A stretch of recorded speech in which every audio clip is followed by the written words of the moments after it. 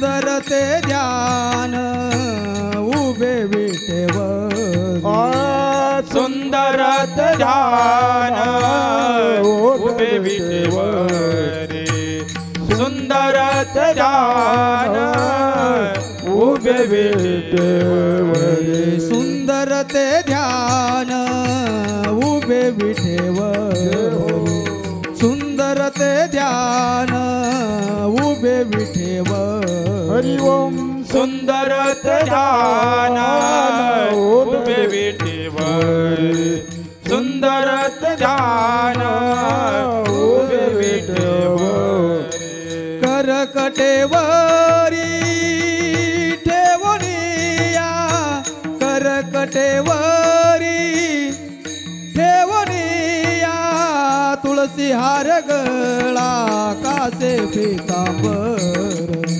तुळसी हार गळा कासे पीतांबर करकटेवरी ठेवणिया करकटेवरी ठेवणिया तुळसी हार गळा कासे पीतांबर तुळसी हार गळा कासे पीतांबर आवडे निरंतर येची ध्यान आवडे निरंतर येची ध्यान तुळसी हार गळा कासे पीतांबर तुळसी हार गळा कासे पीतांबर आवडे निरंतर हेची ध्यान आवडे निरंतर हेची ध्यान तुळसी हार गळा कासे पीतांबर तुळसी हार गळा कासे पीतांबर मकर कुंडले तळपती श्रवणी मकर कुंडले तळपती श्रवणी मकर कुंडले तळपती श्रवणे मकर कुंडले तळपती श्रवणे कंटिकस्तुभमणि विराजित कंटिकौस्तुभमणि विराजित तुळसी हार गळा कासे पीतांबर तुळसी हार गळा कासे पीतांबर कंटिकौस्तुभमणि विराजित कंटिकौस्तुभमणि विराजित तुळसी हार गळा कासे पीतांबर तुळसी हार गळा कासे पीतांबर आवडे निरंतर येची ध्यान आवडे निरंतर येची ध्यान तुळसी हार गळा कासे पीतांबर तुळसी हार गळा कासे पीतांबर आवडे निरंतर हेची ध्यान आवडे निरंतर हेची ध्यान तुळसी हार गळा कासे पीतांबर तुळसी हार गळा कासे पीतांबर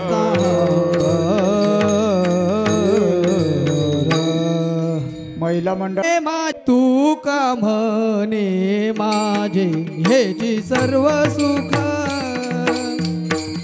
तू का म्हणे माझे तू का म्हणे माझे हेची सर्व सुख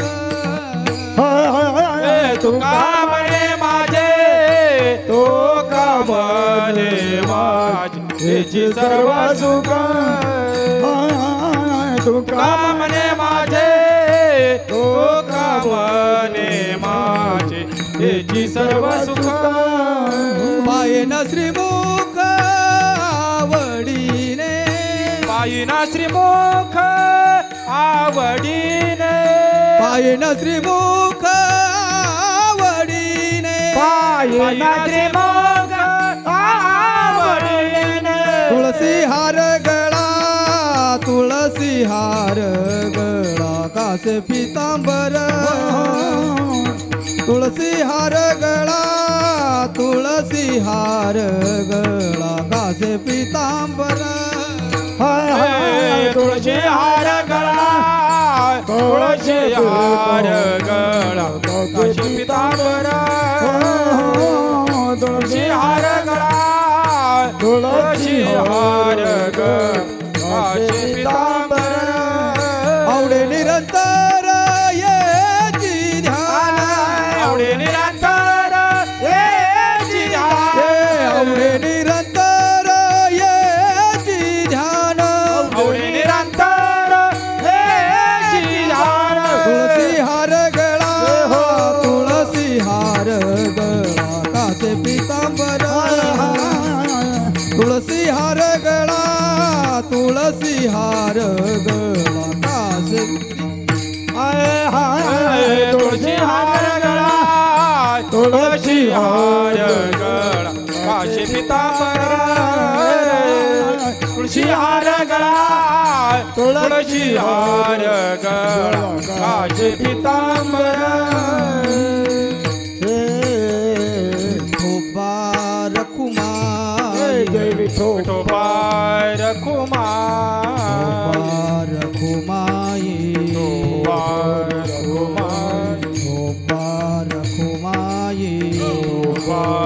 रखुमाई जय जय हरे जय जय रखुमाई जय जय हरि जय जय विठोबा रखुमाई रखुमाई हरि जय जय हरि जय जय विठोबा रखुमाई रखुमाई विठोबा रखुमाई रखुमाई रखुमाई जय जय रखुमाई जय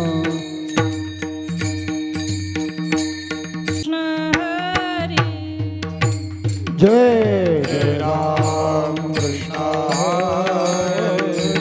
जय जय राम कृष्ण हरी जय जय राम कृष्ण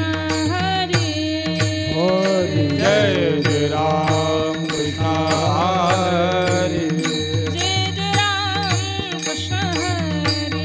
हरि जय जय राम कृष्ण हरी जय जय राम कृष्ण हरि हरि जय जय राम कृष्ण हरी जय जय राम कृष्ण जय जय राम कृष्ण हरी जय जय राम हरि जय जय राम कृष्ण हरी जय जय राम जय जय राम कृष्ण हरी जय जय राम हरि जय जय राम हरी कृष्ण जय जय राम हरि जय जय राम कृष्ण हरी जय जय राम हरि जय जय राम कृष्ण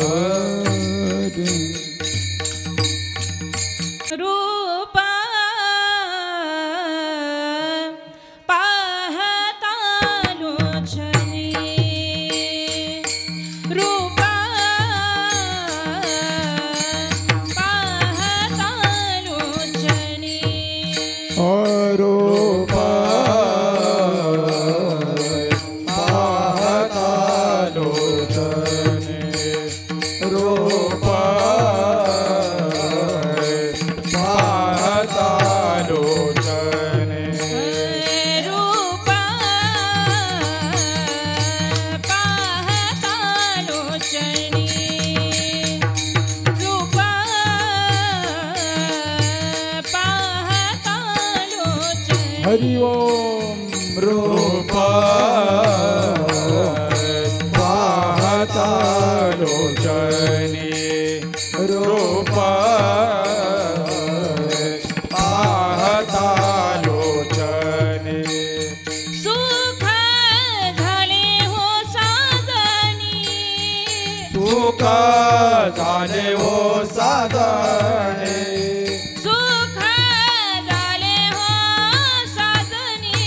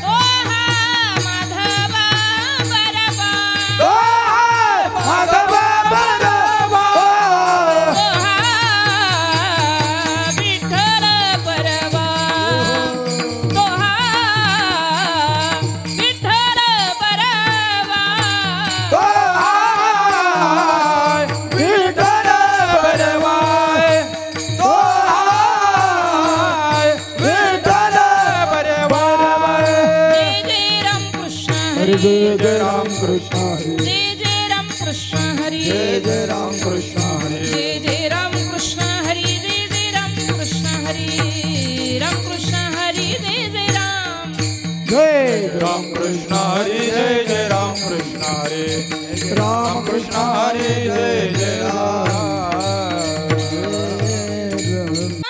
बीजा पोटी शुद्ध बीजा पोटी शुद्ध बीजा पोटी शुद्ध बीजा पोटी बड़े रसाळ घुमटी बड़े रसाळ घुमटी बळे रसाळ गोमाटी बळे रसाळ गोमाटी बळे रसाळ गोमाटी बळे रसाळ गोमाटी ही अमृताची वाणी मुखे अमृताची वाणी ही अमृताची वाणी मुखे अमृताची वाणी देह देवाची कारणे देह देवाची जय देवाचे कारणे जय देवाचे कारणे हा शुद्ध बीजा पोटी शुद्ध वेदा पोटी शुद्ध बीजा पोटी वेदा पोटी बडे रसाळ घुमटी बडे रसाळ घुमटी फळे रसाळ गोमटे फळे रसाळ गोमटे फळे रसाळ गोमटे फळे रसाळ गोमटे मुखी अमृताची वाणी मुखे अमृताचे वाणी मुखी अमृताची वाणी अमृताची वाणी देह देवाचे कारणी देह देवाचे कारणी देह देवाचे कारणे देह ते कारणे देह देवाचे देह देवा आज हरी जनासवे सर्वांग निर्मळ सर्वांगी निर्मळ ओ सर्वांगे निर्मळ सर्वांगी निर्मळ चित्त जैसे गंगाजळ चित्त जैसे गंगाजळ जैसे गंगाधर चित्त जैसे गंगा जळ चित्त जैसे गंगा जळ चित्त जैसे गंगा जळ मुखे अमृताची वाणी मुखे अमृताची वाणी मुखे अमृताची वाणी मुखी अमृताची वाणी देह देवाचे कारणे देह देवाचे कारणे देव देहाची कारणे देह देवाची कारणे देह देवाची कारणे देह देवाची कारणे तुका म्हणे जाती तुका म्हणे जाती तुका म्हणे जात तापदरुषणी विश्रांती तापदरुषणी विश्रांती पाप दर्शने विश्रांती पाप दर्शने विश्रांती पाप दर्शने विश्रांती पाप दर्शने विश्रांती ही अमृताची वाणी मुखे अमृताचे वाणी ही अमृताची वाणी मुखे अमृताची वाणी देह देवाचे कारणी देह देवाचे कारणी देह देवाचे कारणे देव देवाचे कारणे देव देवाचे कारणे देव देवाचे कारणे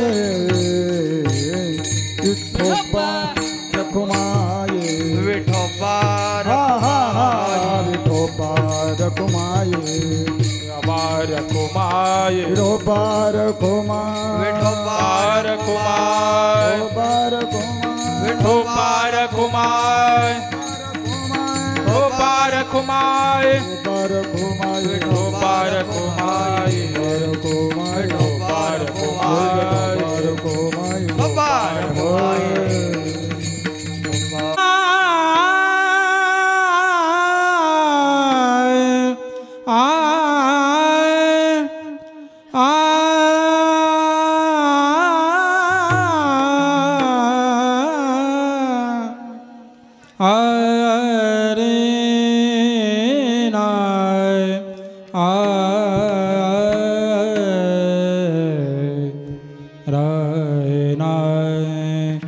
शुद्ध बीजा पोटी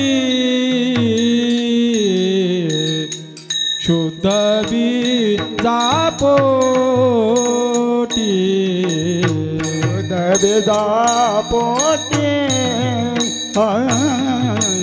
शुद्ध बेजा पोटी पोटी शुद्ध बीजा पोटी पोटी शुद्ध बीजा पोटी शुद्ध बीजा पोटी राम शुद्ध बीजा पोटी फळे रसाळ गोमाटी फळे रसाळ गोमाटी मुखी अमृताची वाणी मुखी अमृताची वाणी फळ रसाळ गोमाटी फळ रसाळ गोमाटी मुखी अमृताची वाणी मुखी अमृताची वाणी शुद्ध बीजा पोटी शुद्ध बीजा पोटी शुद्ध बीजा पोटी शुद्ध बीजा पोटी शुद्ध बीजा पोटी शुद्ध बीजा पोटी फळे रसाळ गोमाटी फळे रसाळ गोमाटी मुखी अमृताची वाणी मुखी अमृताची वाणी फळ रसाळ गोमाटी फळ रसाळ गोमाटी मुखी अमृताची वाणी रे मुखी अमृताची वाणी देह देवाचे कारणी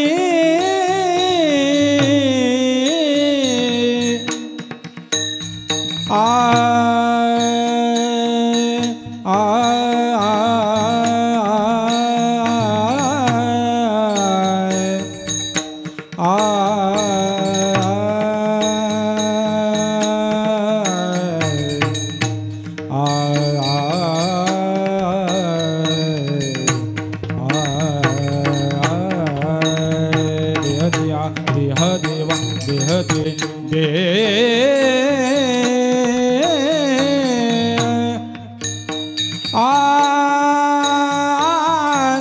आ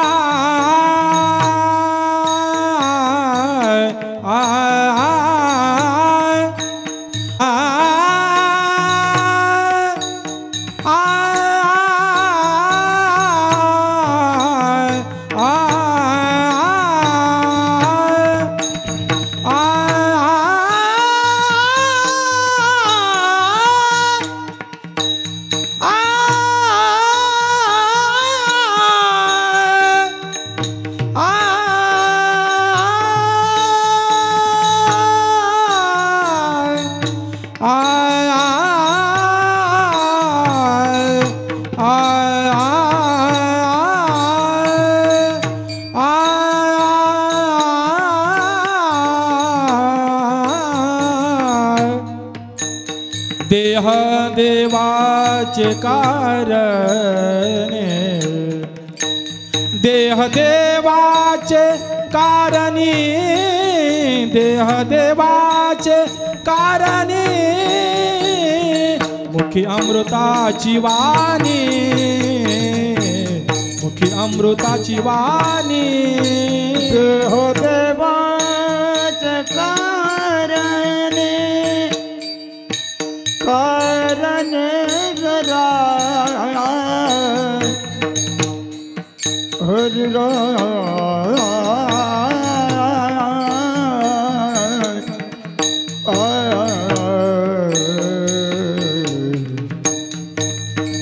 देह देवाचे कारणे कारणे कारणे देह देवा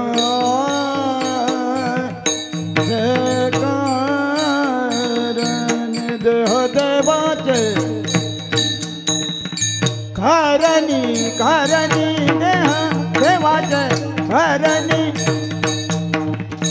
देह देवा देवाचे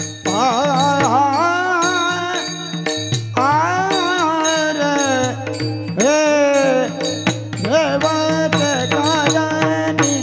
कारणी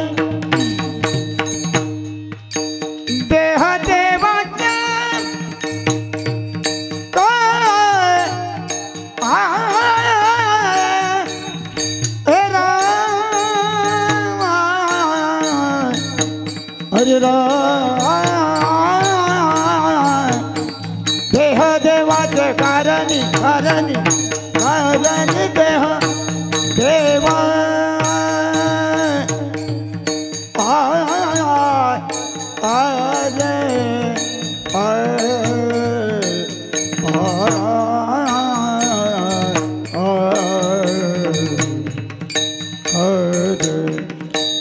देह देवाचे कारणी देवाचे कारणी मुखे अमृताचे वाणे मुखे अमृताची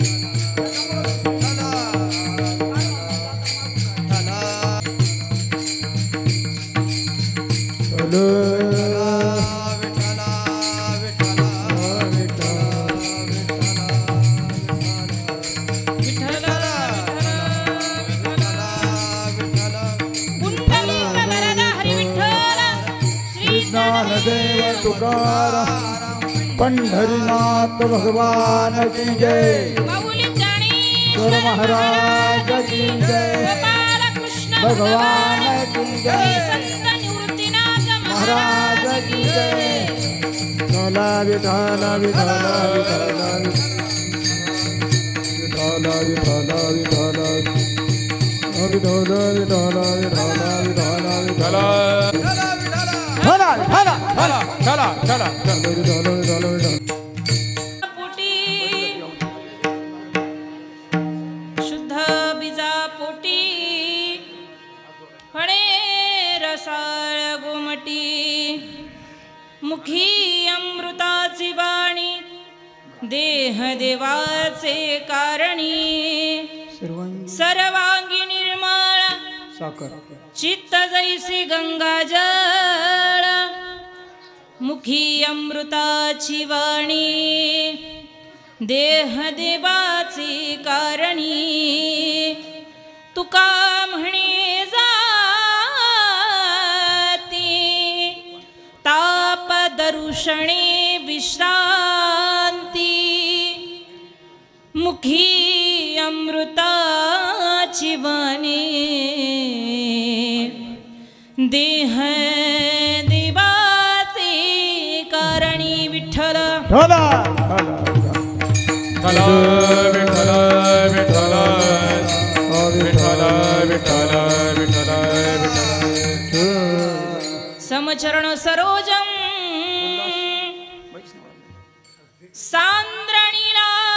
सांद्रणीलाम्बुदाभं जगननीतपाणिं मण्डलं मण्डलानां तरुणतुलसीमाला कंधरं कंचनेत्रं सदयधवलहासं श्रीविठ्ठलं चिन्तयामि महायोगपीठे तटे भीमरथ्यां वरं पुण्डरीकाय धातुं मुनीन्द्रै समागत्य तिष्ठं तमानन्दकन्दं परब्रह्मलिङ्गं भजे पाण्डुरङ्गं पांडुरंग करू प्रथमान मना पांडुरंग करू प्रथमान मना पांडुरंग करू प्रथमान मान पांडुरंग करू प्रथमान मान दुसरे चरण संत जिया दुसरे चरण संताची संजय कृपदान कथे जावी जरू संजय कृपदान कथे जावी जरू हो संजय कृपदान कथे विस्तारू संजय कृपदान कथे जावी जरू कृपदान कथेचा विस्तारू हो त्यांच्या कृपादाने कथेचा विस्तारू त्यांच्या कृपादाने कथेचा विस्तारू बाबाजी सद्गुरु दास तुका बाबाजी सद्गुरु दास तुका दास त्यांच्या कृपादाने कथे विस्तारू त्यांच्या कृपादाने कथेचा विस्तारू त्यांच्या कृपादाने कथेचा विस्तारू त्यांच्या कृपादाने कथेचा विस्तारू कथेचा विस्तारू त्यांच्या कृपादाने कथेचा विस्तारू हो त्यांच्या कृपादाने कथेचा विस्तारू त्यांच्या कृपादाने कथेचा विस्तारू ओम नमो ज्ञानेश्वर करुणाकर दयाळा तुमचा अनुग्रह लाधलो पावन झालो चराचरी मनोजवं मारुततुल्य वेगं जितेन्द्रियं बुद्धिमतां वरिष्ठं वातात्मजं वानरयूतमुख्यं श्रीरामदूतं शरणं प्रपद्ये हे दुःखभंजन मारुतिनंदन हे दुःखभंजन मारुतिनंदन सुन लो मेरी पुकार पवन सुत विनती वारंवार पवन सुत विनती वारंवार पवन सुत विनती वारंवार ये दुःख भंजन मारुती नंदन हे दुःख भंजन मारुती नंदन सुन लो मेरी पुकार पवन सुत विनती वारंवार पवन सुत विनती वारंवार विनती वारंवार मस्तक हे पायावरी या वारकरी संतांच्या सेवेला सेवक झालो सेवेला सेवक झालो लागे सेवक झालो शेर लागे सेवक झालो सेवेला सेवक झालो सेवेला सेवक झालो हरि ओम सेवेला सेवक झालो सेवेला सेवक झालो तुमच्या लागलो निज चरणा तुमच्या लागलो निज चरणा अहो स्वामी तुकया देवा अहो स्वामी तुकया देवा तुमच्या लागलो निज चरण तुमच्या लागलो निज चरण अहो स्वामी दुःख या देवा आम्ही स्वामी दुःख या देवा सेवेला सेवक झालो तुमच्या लागलो निज चरणा सेवेला सेवक झालो तुमच्या लागलो निज चरणा अहो स्वामी तुका या देवा यावरी न करा भेर सेवेला सेवक झालो तुमच्या लागलो निज चरणा सेवेला सेवक झालो तुमच्या लागलो निज चरणा अहो स्वामी तुका या देवा यावरी न करा भेर पोटी फळे रसाळ घुमटी मुखी अमृताची वाणी देह दिवाची कारणी प्रस्तुत प्राप्त कीर्तन रूपी सेवेसाठी निवडलेला अभंग भगवान पंढरीश परमात्म्याचे लाडके असणारे भक्त नवे नवे विश्वनिर्माण करत्याच्या राजमुकुटातून निखळलेला एक मोतीबिंदू जो मृत्यूलोकात आला नाव तुकाराम घेऊन आले नवे नवे, पंचमवेद निर्माते नवे नवे. यापुढेही जाऊन सांगायचं ठरलं, ज्यांनी सदैह वैकुंठ गमन केलं असे देहूचे सुप्रसिद्ध असणारे साधू जगद्गुरु तुकोबाराय यांचा गोड असा चिंतनीय अभंग आजच्या सेवेसाठी निवडला आहे. आजच्या अभंगातून श्री संत तुकोबाराय तुम्हा आम्हाला जे कर्म आहे ते कर्म कसं करावं, त्या कर्माची त्या ठिकाणी बाजू कशी असावी, कर्म कसं असावं, आणि त्यानंतर जे काही तुम्हा आम्हाला संप्राप्त मिळतंय, जे भोग मिळत आहेत, हे कर्मावरती निर्भय आहे. या अभंगामधला सर्वात महत्वाचा शब्द म्हणजे बीज. आणि या बीजावरती तुकोबाराय भर देऊन सांगतात की बीज म्हणजे कर्म, आणि हे जर कर्म तुमचं आमचं चांगलं असेल तर फळं ही कशी येतील, रसाळ आणि गोमटी. तुमचं आमचं जर कर्म चांगलं असेल तर फळं अर्थात आपल्याला भोगायला चांगली मिळतील, फळं आपल्याला चांगली येतील. मग का हो, त्या कर्माने करावं काय, तर त्या कर्माने मुखी अमृताची वाणी. त्या कर्माने मुखामध्ये ते कर्म भोगत असताना, ते कर्म करत असताना कर्म नेमकं करायचं काय, त्याचं उत्तर देतात मुखी अमृताची वाणी. मग अजून काय, ज्या मुखाने त्या भगवान परमात्म्याचं नाम घेतायत ते देह देवाचे कारणे. मग अजून काय, त्याने परिणाम काय होईल, भगवत चिंतन करून कर्म चांगलं करून आमचा फायदा काय, तर सर्वांगी निर्मळ चित्त जैसे गंगा जळ. अरे गंगेच्या जळासारखं पवित्र तुमचं आमचं शरीर होईल, सर्व अंग होईल, आत आणि बाहेर सुद्धा तेवढीच शुद्धता प्राप्त होईल. नवे नवे तुकोबाराय हे सांगतात की सर्वांगी निर्मळ चित्त जैसे गंगा जळ. अजून काय होईल हो तुकोबाराय, अहो तुकोबाराय सांगतात तुका म्हणे जाती. तुकोबाराय सांगतात आधी जाती, मग काशाने जाती, तर ताप दरुषणे, दरुषणाने म्हणजे दर्शनाने तुमच्या आमच्या जीवनामध्ये त्या ठिकाणी पवित्रता, कर्म ह्या गोष्टी सगळ्या प्राप्त होतील. कशाने, तर संतांच्या एकमेव संगतीने आणि चांगल्या कर्माने. अशा अर्थाचा आजचा हा अभंग. आता वाजले 10. किती वाजले? 10. मी किती वाजता आले? 9 वाजता. तुम्ही म्हणा 10 वाजता. नाही, मी 7:30 वाजता आले. मी आले तेव्हा काय चालू होता? हरिपाठ. मध्यंतरी कोण गेली? लाईट. लाईटमुळे काय झाला? उशीर. उशिरामुळे काय झालं? कीर्तन पण उशिरा चालू झालं, जेवण उशिरा झाले, कीर्तन उशिरा चालू झालं. पण कितीही गाडी लेट निघाली पण पोहोचणार मात्र वेळेतच. विठ्ठल विठ्ठल.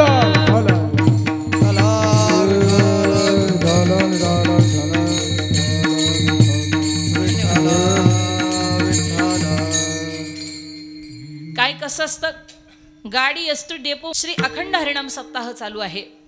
आपल्या गावाचं हे या सप्ताहाचं 15वं वर्ष आहे.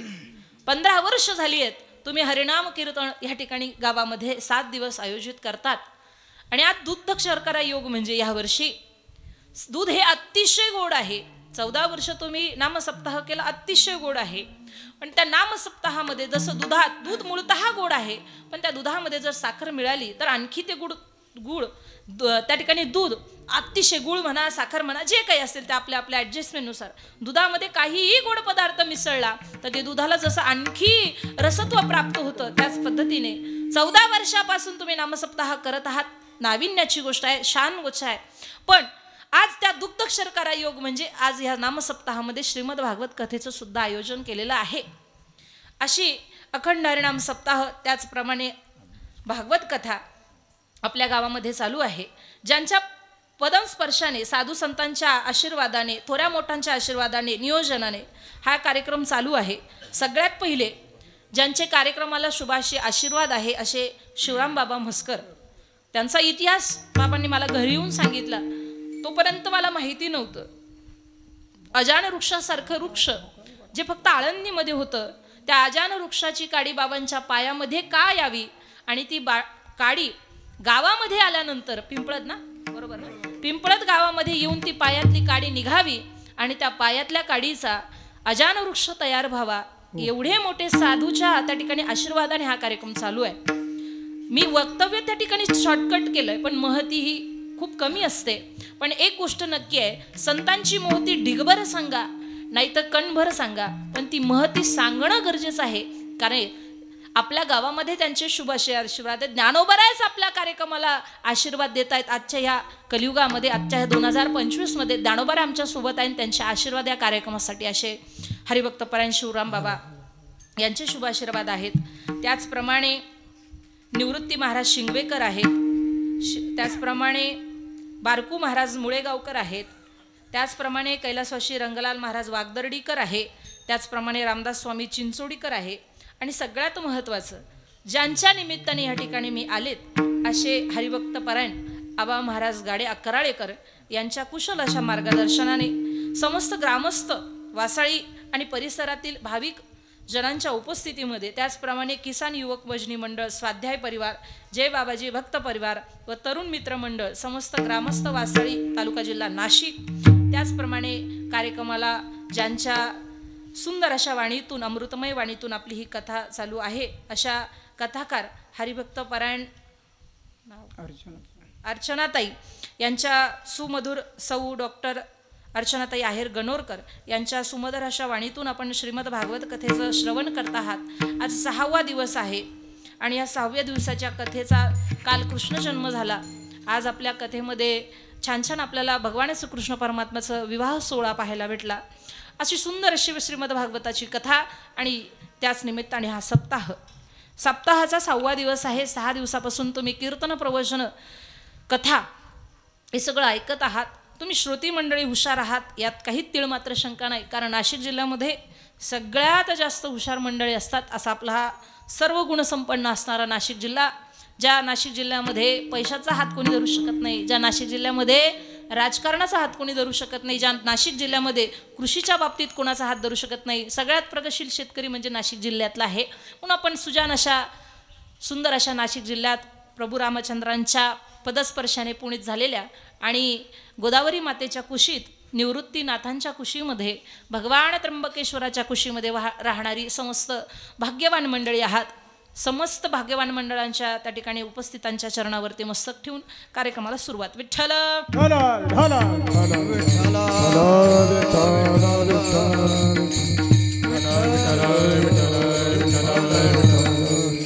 तुकोबराय सांगतात बीज. बीज शब्दाचा वापर केलाय तुकोबरायांनी अभंगामध्ये. शुद्ध कर्म याचा सरळ अर्थ असा होतो. बीज शब्दाचा आणखी एक अर्थ असा होतो की सर्वसामान्य भाषेमध्ये बीज म्हणजे आपण लावती ती बी, आपल्या भाषेमध्ये बी आणि तुकोबरांच्या भाषेमध्ये बीज. एक अभंग आहे, बीज भाजूनी केली लाही. हा थोडासा वेगळा अर्थ आहे आणि हा थोडासा वेगळा आहे. बीज भाजूनी लाही म्हणजे एकदा की बी भाजली की ती पुन्हा उगवते का तुमच्याकडे? एक सुंदर अशी हुशार अशी मुलगी असते शहरामध्ये, खूप हुशार असते. इतकी हुशार असते ती शहरातली मुलगी गावाकडे दिली जाते. गावाकडे तिची सासूबाई, असं भरलेलं घर होतं. त्या घरामध्ये तिने सुंदर असा प्रपंच तिचा थाटला होता. पण शहरातली मुलगी होती, तिला फारसं खेड्याकडचं गावाकडचं शेतीचं फारसं काही माहीत नव्हतं. सासूबाईने सांगितलं, अगं एक काम कर, हे अमुक त्या ठिकाणी मुगाचं बी आहे, हे मुगाचं बी तू त्या ठिकाणी आवरून ठेव, याला कीड लागलं नाही पाहिजे. आता ती शहरातली मुलगी होती, तिने लगेचच आपल्या आईला फोन केला. आईला विचारलं, का गाई एखादं धान्य असेल आणि त्याला जर कीड लागू नये याच्यासाठी काय औषध पाणी आहे का, काही प्रयोग आहे का? आता मुलगी शहरातली म्हटल्यानंतर आई सुद्धा कुठली असेल?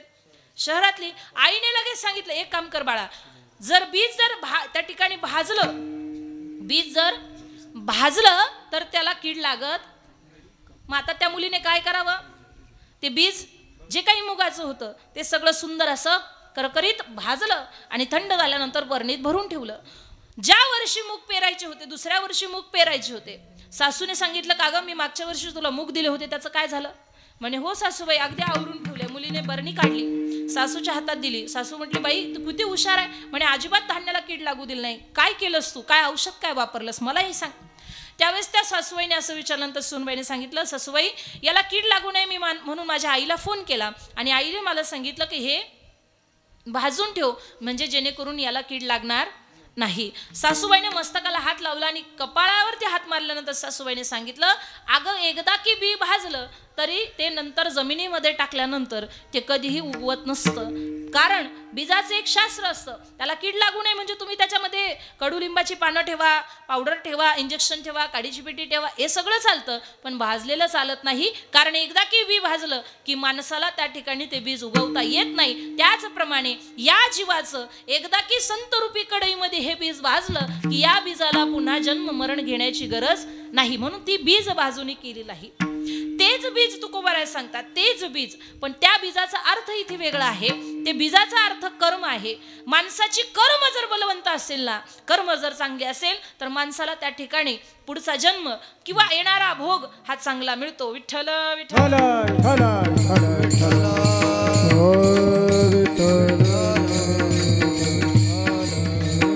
म्हणून माणसाने कर्म चांगले करावे, जेणेकरून आपल्याला त्याचं फळ सुद्धा निश्चितच चांगलं मिळतं. माणसाच्या आयुष्यामध्ये माणसाचं गणित इथे चुकतंय की माणूस कर्म चांगलं करत नाही. कर्म म्हणजे काय आहे? रोजच्या घडामोडीमध्ये आपल्या जीवनामध्ये आपण जे काही कार्य करू, त्या कार्य करत असताना आपल्या हातून जे काही चांगलं वाईट जे घडतं हे सगळं कर्मामध्ये मोडल्या जातं. मग का हो, कर्मामध्ये फक्त चांगल्याचीच बेरीज होते का? नाही, कर्मामध्ये वाईटाची सुद्धा बेरीज होते. वाईटाचं सुद्धा प्लस मायनस होत असतं. वाईट म्हणजे काय? एखाद्याची गाय चोरलं म्हणजे वाईट आहे का? हो, ते वाईट आहे. मग का हो, एखाद्याची गाय चोरणं जितकं पातक आहे तितकंच एखाद्याचे सापडलेले पैसे गपचूप खिशात घालणं हे सुद्धा तितकंच पाप आहे. हे सुद्धा एक वाईट कर्म आहे. मग माणसाच्या जीवनामध्ये वाईट कर्माची गणती करायला गेली तर वाल्ह्या कोळ्यासारखं केले कर्म झाले त्याची भोगायाले, केले कर्म झाले त्याची भोगायाले, केले कर्म झाले त्याची भोगाले, केले कर्म झाले त्याची भोगाले. उपजने मेले ऐसे किती, उपजने मेले ऐसे किती, केले कर्म झाले त्याची भोगायाले, केले कर्म झाले त्याची भोगायाले. उपजले मेले ऐसे किती, उपजले मेले ऐसे किती, केले कर्म झाले त्याची भोगाले, केले कर्म झाले त्याची भोगाले. नाथ महाराज त्यांच्या हरिपाठामध्ये सांगत असतात, केले कर्म झाले तेची भोगा आले.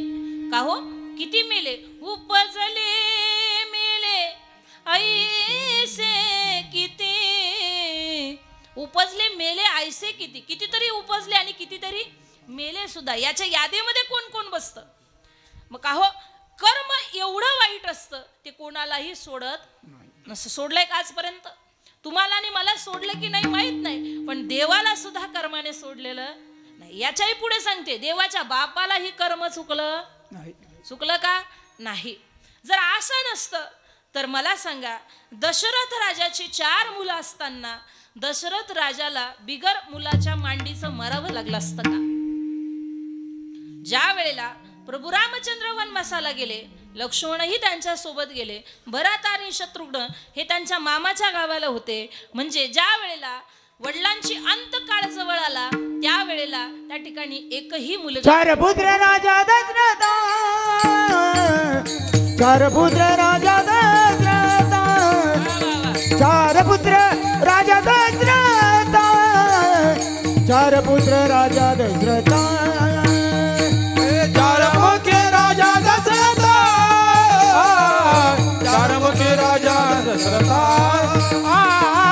4 मुखे राजा दशरथा, 4 मुखे राजा दशरथा. अंतकाळी एकही नव्हता, अंतकाळी एकही नव्हता, अंतकाळी एकही नव्हता, अंतकाळी एकही नव्हता. 4 पुत्र राजा दशरथा, 4 पुत्र राजा दशरथा, 4 पुत्र राजा दशरथा, 4 पुत्र राजा दशरथा. पुत्र राजा दशरथा अंतकाळी एकही नव्हता. अंतकाळाच्या वेळेला एकही राजा दशरथाच्या जवळ मुलगा नव्हता. हे काय आहे? तुम्ही म्हणाल हे काय? हे तर देवाचा बाप आहे, त्याला कसली आली कर्म? नाही, त्याला सुद्धा कर्म आहेत. म्हणजे त्या दशरथाला काय कर्म भोगावी लागली? कर्मे श्रीराम वनवास गेला, कर्मे रावण क्षय पावला, कर्मे श्रीराम वनवास गेला, कर्मे रावण क्षय पावला, वियोग घडला सीता देवी, वियोग घडला सीता देवी, कर्मे श्रीराम वनवास गेला, कर्मे श्रीराम वनवास गेला. हे सगळं कर्म भोगले. मग दशरथ राज तर देवाचा बाप होता, त्याला कसलं आलं कर्म? ज्या वेळेला एकही मुलगा नसताना, ज्या वेळेला दशरथ राजा शिकारीला जातात, शिकारीला गेल्यानंतर तलावात आलेला कोणताही प्राणी पाणी पिण्याचा आवाज आला की दशरथ राजाने बाण घ्यावा आणि त्या बाणाच्या तीक्ष्ण अशा बाणाने त्या प्राण्याचा त्या ठिकाणी मृत्यू करावा. हे राजाच्या त्या काळची एक छंद होता. त्या काळी ते राजे लोक करायचे. आता ते चालत नाही, ही गोष्ट वेगळी आहे. आता त्याचं कॅल्क्युलेशन करू नका. आता हरण नुसतं हरणाचं शेपूट जरी चिमटलं तरी सुद्धा केस आहे, कोर्ट आहे, पोलीस आहे, सगळे न्यायालय आहे. मग त्याला किती मोठा स्टार आहे आणि किती मोठा स्टार नाही आहे हे काही बघत नाही. दशरथ राजा लोकांचा छंद असायचा प्राणी मारायचा आणि त्याची ते कातडी काढून त्याचं शोक असायचा. तो एक आनंद होता, त्या काळचा छंद होता. दशरथ राजाने कुणीतरी तलावामध्ये पाणी पिताय, बुडबुड पाण्याचा आवाज आला आणि त्या बुडबुड पाण्याचा आवाज आल्यानंतर दशरथ राजाने रोखलेला बाण, तीक्ष्ण असा बाण त्या दिशेनं, पाण्याच्या दिशेनं फेकला, मारला आणि तो बाण लागून एका व्यक्तीला लागला. त्याचं नाव होतं श्रावण. श्रावणाला तो बाण लागला. आई ग म्हणून आवाज लागला. आवाज ऐकला दशरथ राजाने त्या ठिकाणी झाडावरून खाली उतरावं. आपला बाण हा प्राण्याला नाही लागलाय, एका मनुष्याला लागलाय. त्या ठिकाणी त्या तलावाच्या दिशेने दशरथ राजाने जावं आणि लागलेला बाण श्रावणाच्या छातीतून काढावा. श्रावणाने विवळ अंतःकरणाने राजा दशरथाला सांगावं, राजा अरे तू मला का मारलंस? राजाने सांगलं, अरे मी चुकून मारलं गेलाय, मला वाटतं कोणीतरी प्राणी असेल. लागलेल्या श्रावण बाळाला बाणाचं दुःख नव्हतं, श्रावण बाळाला दुःख होतं. ती एक की मी आत्ता माझ्या आईवडिलांसाठी, ज्या डोळ्यांनी अंध आहेत, ज्यांना नीट चालता येत नाही, वयस्कर आहे, म्हातारे आहे, यांच्यासाठी मी पाणी घ्यायला आलो आणि ते पाणी आता मी माझ्या आईवडिलांपर्यंत पोहोचवू शकत नाही. राजा तू मारलेल्या बाणाचं दुःख मला अजिबात नाही, पण माझे आई वडील माझी आणि माझ्या पाण्याची आतुरतेने वाट पाहत आहे, पण मात्र आता मला ते पाणी घेऊन जाऊ शकत नाही. राजा तुला दुःख वाटतंय ना, माझं एक काम कर. दशरथाने सांगितलं, सांग मला तू काय काम करायचं. श्रावण बाळाने सांगितलं, ही पाण्याची भरलेली घागर आहे, एवढी घागरे घेऊन माझ्या आईवडिलांकडे जा आणि त्यांना पाणी पाजा. आणि एवढं बोलून श्रावण बाळाने दशरथ राजाच्या मांडीवरती आपले प्राण सोडले. भरलेली घागर घेऊन दशरथ राजा आई वडिलांच्या दिशेने चालतोय.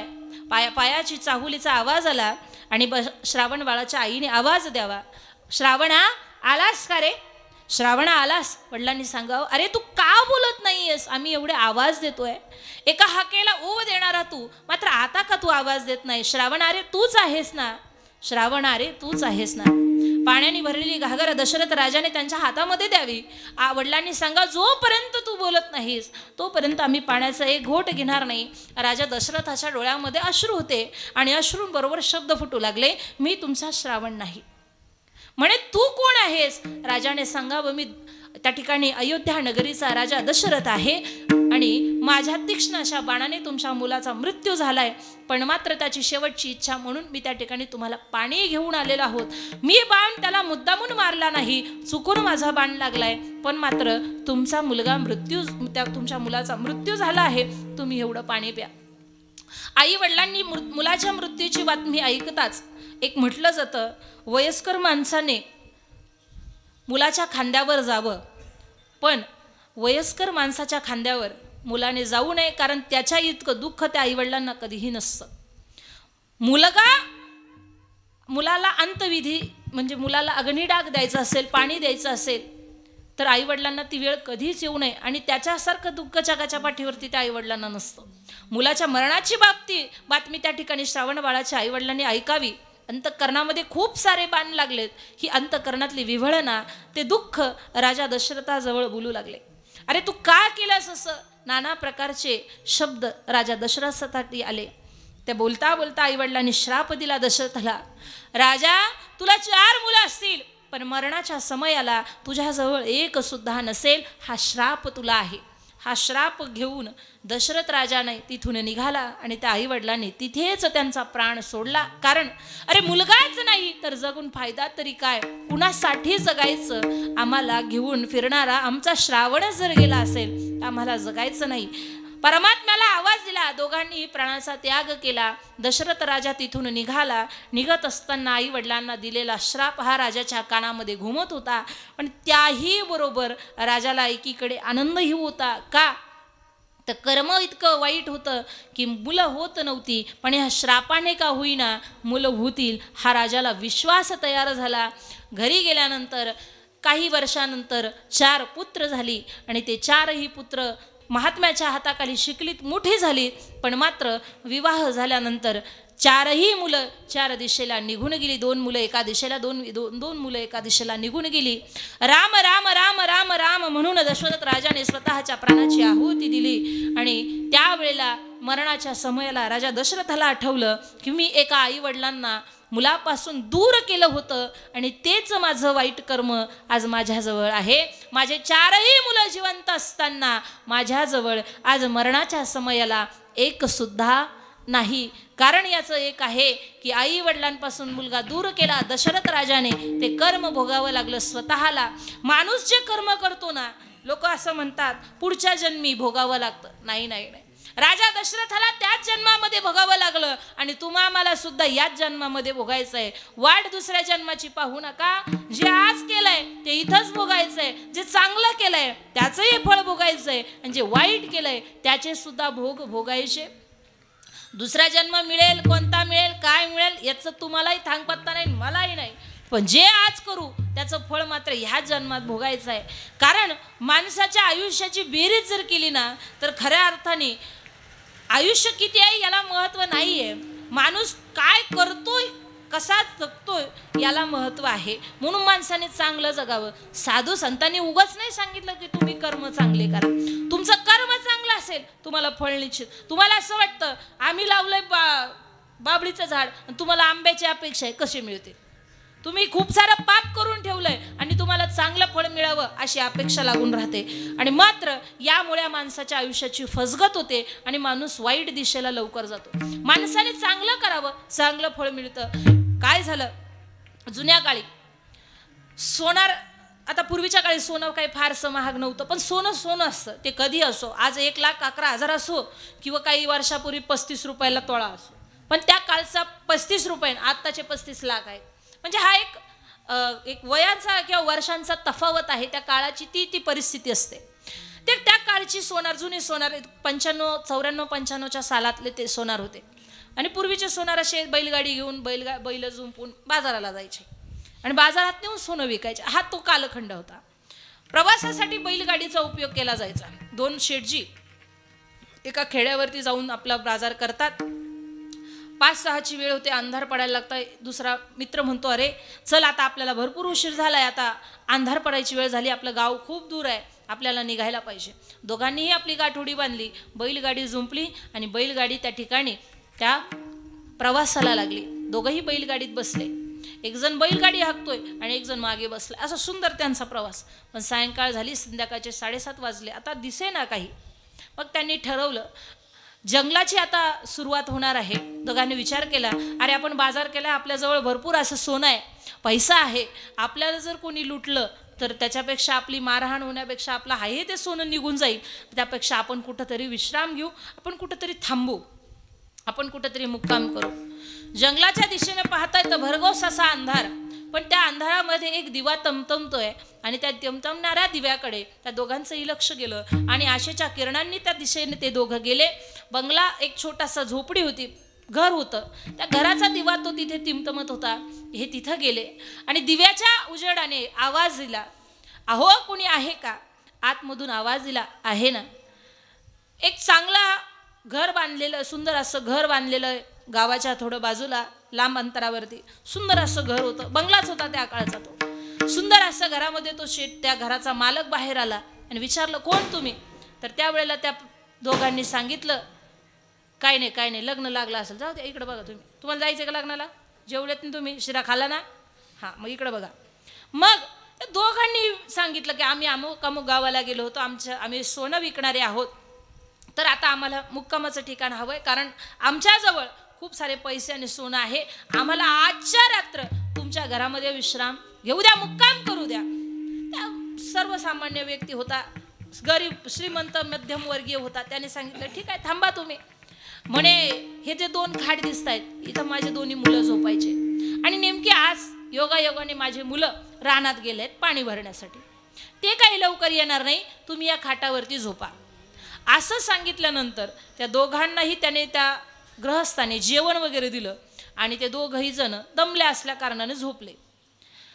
झोपल्यानंतर हा शेठ, हा जो घराचा घरमालक आहे, हाही खोलीत गेला आणि त्याच्या झोपला.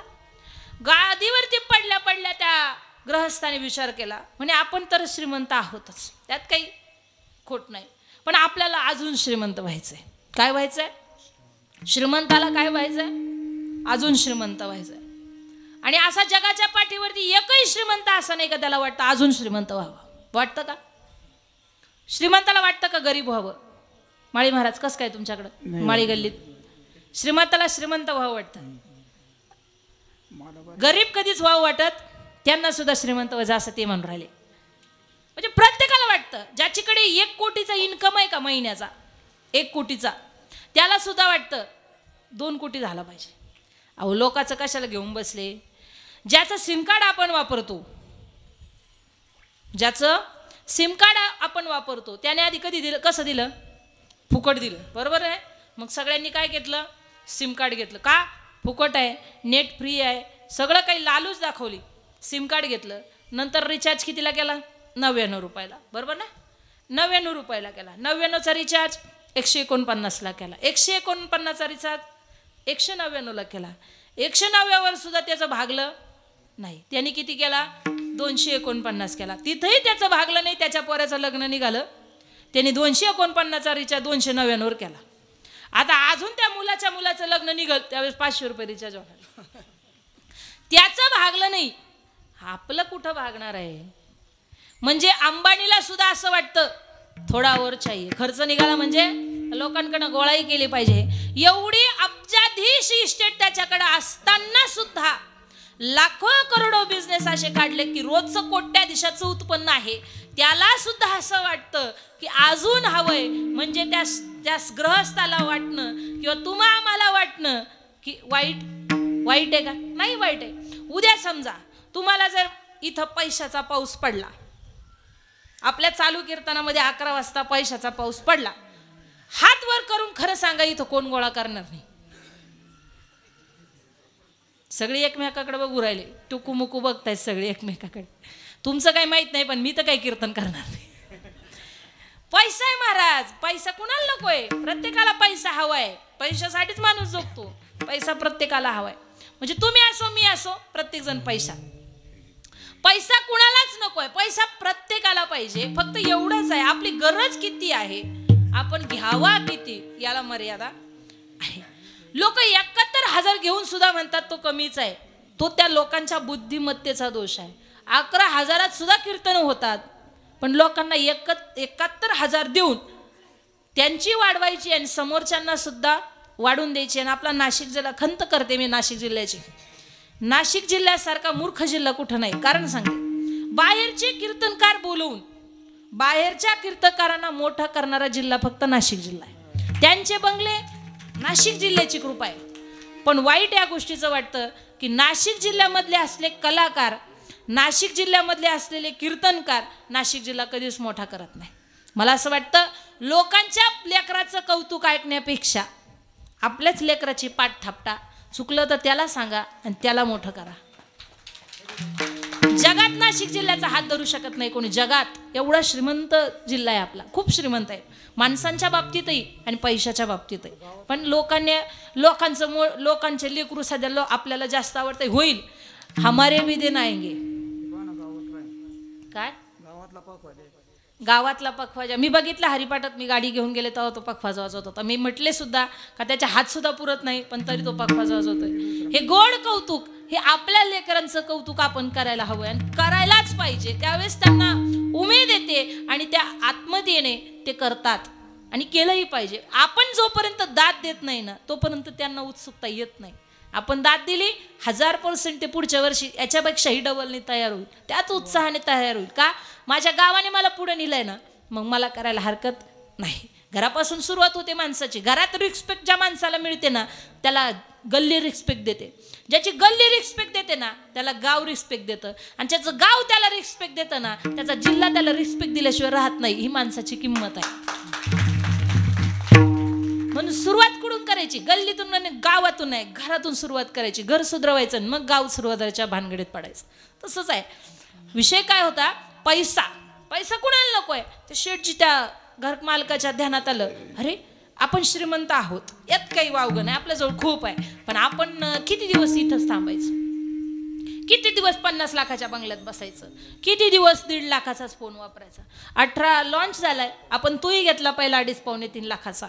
त्याने विचार केला, त्याच्या मनामध्ये कपट आलं आणि त्याने मात्र विचार केला, हे दोघं जण श्रीमंत आहेत, यांच्याजवळ सोनं आहे, यांच्याजवळ पैसे, आपण यांचा कार्यक्रम केला पाहिजे आणि यांच्याकडचे पैसे घेतले पाहिजे. कपट आलं मनामध्ये. त्याने लगेच रूममधून एका व्यक्तीला मारे करायला फोन केला, त्याला बोलून घेतलं. पण कर्म कसे असतात, जे कराल ते भोगायला मिळतं पुढे. ऐका, त्या माणसाने मारे करायला पहाटे 4 वाजता बोलवलं आणि योगायोगाने 3:30 वाजता त्याचे मुलं शेतातून परत आले. पाणी भरून मुलं परत आले आणि ज्या जागेवरती मुलं झोपायचे त्या जागेवरती कोणीतरी झोपलंय आणि ते झोपलेले माणसं त्या लेकरांनी उठवले, त्या शेतकऱ्याच्या मुलांनी उठवले. त्या 2 जणांना उठवलं आणि तिथं त्या जागेवर कोण झोपलं? त्या घरमालकाचे मुलं. आणि त्या 2 जणांनी पाहिलं, अरे पहाटेचे 4 वाजले, आता तांबडं फुटायला लागले, आता निघायला काय हरकत नाही. दोघांनी बैलजोडी जुंपली, मुलांना सांगितलं आम्ही निघालो. मुलं त्या अंथरुणावरती झोपली, मुलांनी पांघरून डोक्यावरती घेतलं आणि मुलं झोपले आणि ते 2 जण शेठजी तिथून निघून गेले. मारेकरी तिथे आला, त्या दोघांनाही मारलं आणि मारल्यानंतर ज्यावेळेस त्यांच्या तोंडावरच्या चादरी ज्या वेळेला काढल्या त्या मालकाला कळालं की हे 2-3 कोणी नसून हे कोण आहेत? आपलेच मुलं आहेत. केले कर्म झाले तेची भोगाले, उपजले मेले ऐशे किती. अरे जे कर्म कराल ना ते दुसरीकडे तिसरीकडे जाऊन भोगायची गरज नाही, ते इथंच भोगायचं आहे. दुसरीकडे तिसरीकडे दुसरी योनी नाही, दुसरा जन्म नाही, इथलं काम इथंच. तुका मने कर्म रे का, तुका मने कर्म ले का, तुका मने कर्म ले का, तुका मने कर्म ले का. हो तुका मने कर्म लेखा, तुका मने कर्म लेखा, तुका मने कर्म लेखा, तुका मने कर्म लेखा. कदा न चुके ब्रह्मादिका, कदा न चुके ब्रह्मादिका, तुका मने कर्म लेखा, तुका मने कर्म लेखा. हो तुका मने कर्म लेखा, तुका मने कर्म लेखा. तुका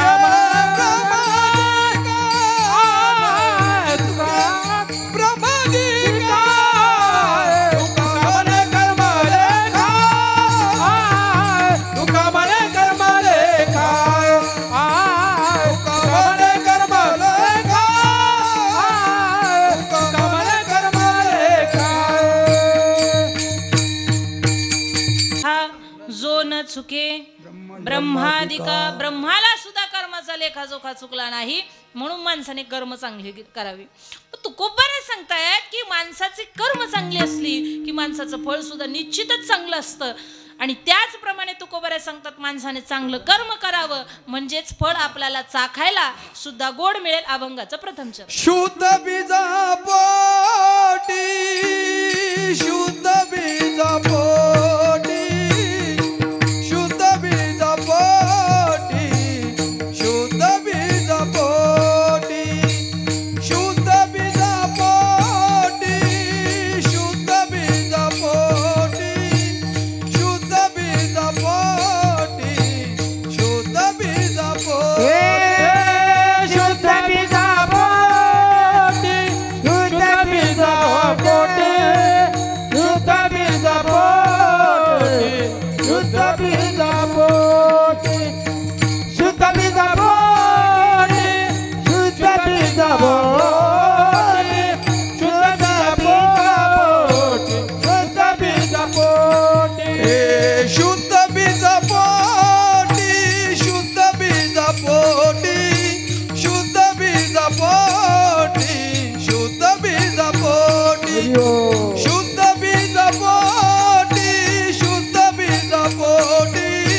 शुद्ध बीजा पोटी, शुद्ध बीजा पोटी. जय हो शुद्ध बीजा पोटी, शुद्ध बीजा पोटी, शुद्ध बीजा पोटी, शुद्ध बीजा पोटी, शुद्ध बीजा पोटी, शुद्ध बीजा पोटी, शुद्ध बीजा पोटी, शुद्ध बीजा पोटी. ए फळे रसाळ गोमटी, फळे रसाळ गोमटी, फळे रसाळ गोमटी, फळे रसाळ गोमटी, फळे रसाळ गोमटी.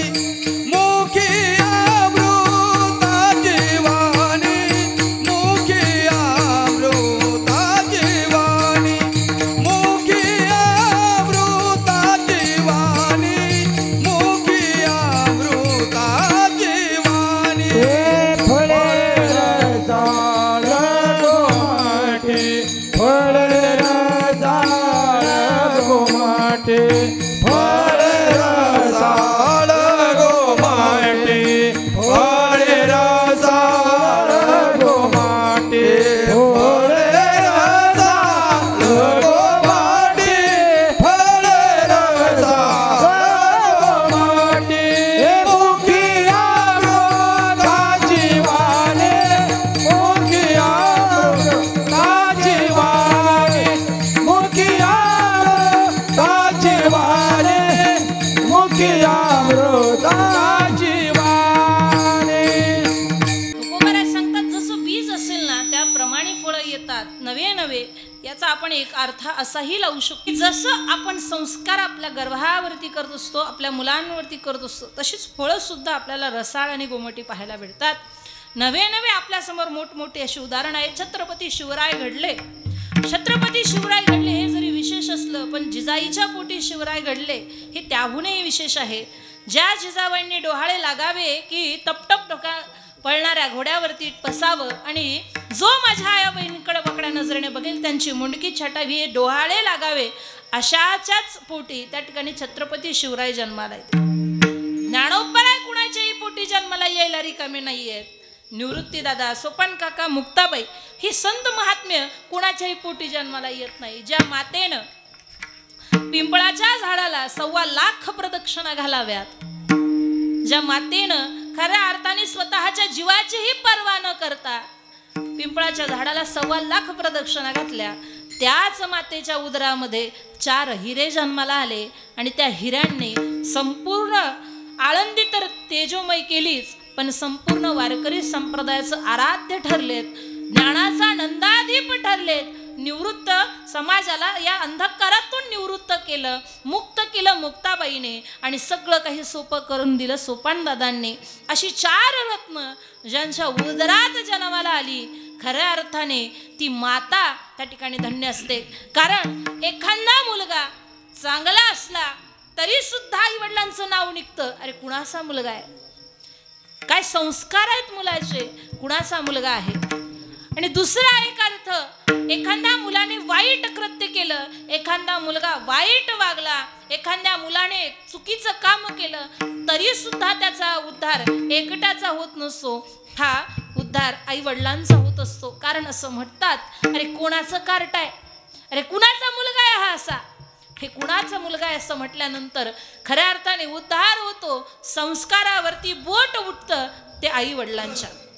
डायरेक्ट जाऊन कोणी मुलाला बोलत नाही, डायरेक्ट जाऊन मुलाच्या संस्कारावरती कोणी बोट ठेवत नाही. आधी त्याने त्याच्या आई वडिलांचं ऐकलं नाही, त्याच्या आई वडिलांचे संस्कार कुठेतरी कमी पडलेत आणि म्हणून मुलगा बिघडला. एखादा मुलगा चांगला असेल तरी आई वडिलांचा उद्धार होतो, एखादा मुलगा चांगला नसेल, वाईट असेल, वाईट कृत्य करणार असेल तरी सुद्धा उद्धार हा आई वडिलांचाच होत असतो.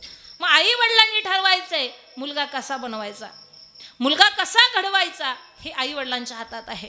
आजकालची मुलं मोठी झालीत, आई वडील म्हातारी असतात, मग आई वडील म्हणत असतात, ताई काय करावं, आमचा मुलगा आमचं ऐकत नाही, तुम्ही तरी सांगून बघा ना. मला असं म्हणायचंय, जोपर्यंत तुमचा मुलगा तुमच्या ताब्यात होता तोपर्यंत तुम्हाला त्याला वळण लावता आलं नाही, आणि आता तो वळण लावायच्या पलीकडे गेलाय आणि आता तुम्ही म्हणतात आता त्याला सुधरवा. कसं सुधरवायचं? एक गोष्ट ऐका नेहमी, एखादं जर झाड असेल, त्या झाडाची काठी ही जोपर्यंत ओली असते तोपर्यंत ती तोडताही येते आणि तिला जसा आकार द्याल तशी ती वाकवताही येते. पण एकदा की त्या झाडाची काठी ही सुकली, वाळली का ती कधीही काठी वाकत नसते, ती काठी मोडत असते. संस्कार हे असे असतात की ते ज्या वयात करायला हवेत त्या वयात ते संस्कार करावे लागतात. आई वडिलांना तसं वागावं लागतं, तशी मुलं वागत असतात. आणि मात्र आई वडीलच जर संस्कार देण्याच्या बाबतीत कर्तृत्व झाले, कमी पडले, तर मुलं ही नास्तिकच घडत असतात, यात तिळमात्र शंका नाही. हे त्यांचं कर्मही आहे, निश्चितच हे त्यांचं कर्म आहे.